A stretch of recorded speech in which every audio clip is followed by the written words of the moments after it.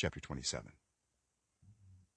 The Lord said to Moses, "Speak to the Israelites and say to them, if anyone makes a special vow to dedicate a person to the Lord by giving the equivalent value, set the value of a male between the ages of 20 and 60 at 50 shekels of silver, according to the sanctuary shekel. For a female, set her value at 30 shekels. For a person between the ages of 5 and 20, set the value of a male at 20 shekels, and of a female at 10 shekels. For a person between 1 month and 5 years, set the value of a male at 5 shekels of silver, and that of a female at 3 shekels of silver. For a person 60 years old or more, set the value of a male at 15 shekels, and of a female at 10 shekels. If anyone making the vow is too poor to pay the specified amount, the person being dedicated is to be presented to the priest, who will set the value according to what the one making the vow can afford. If what they vowed is an animal that is acceptable as an offering to the Lord, such an animal given to the Lord becomes holy. They must not exchange it or substitute a good one for a bad one, or a bad one for a good one. If they should substitute one animal for another, both it and the substitute become holy. If what they vowed is a ceremonially unclean animal, one that is not acceptable as an offering to the Lord, the animal must be presented to the priest, who will judge its quality as good or bad.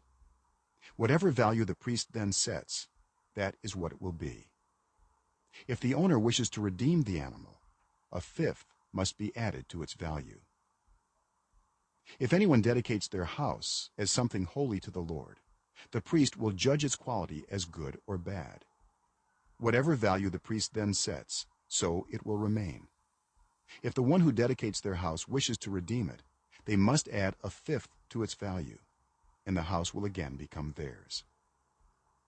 If anyone dedicates to the Lord part of their family land, its value is to be set according to the amount of seed required for it, 50 shekels of silver to a homer of barley seed. If they dedicate a field during the year of Jubilee, the value that has been set remains. But if they dedicate a field after the Jubilee, the priest will determine the value according to the number of years that remain until the next year of Jubilee, and its said value will be reduced.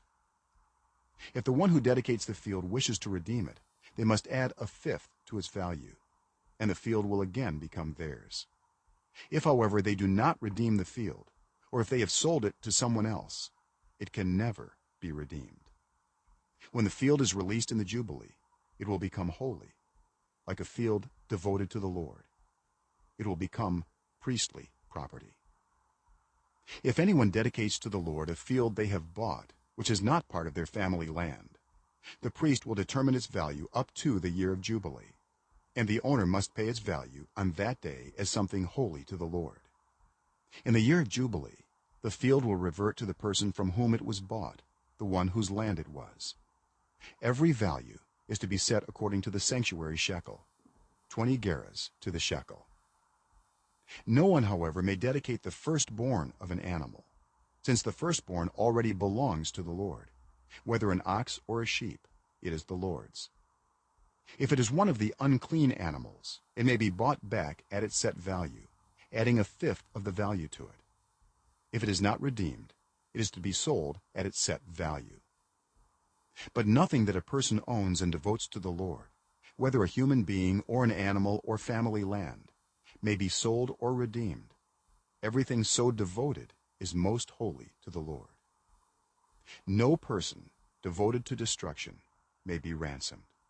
They are to be put to death. A tithe of everything from the land, whether grain from the soil or fruit from the trees, belongs to the Lord. It is holy to the Lord. Whoever would redeem any of their tithe must add a fifth of the value to it. Every tithe of the herd and flock, every 10th animal that passes under the shepherd's rod, will be holy to the Lord.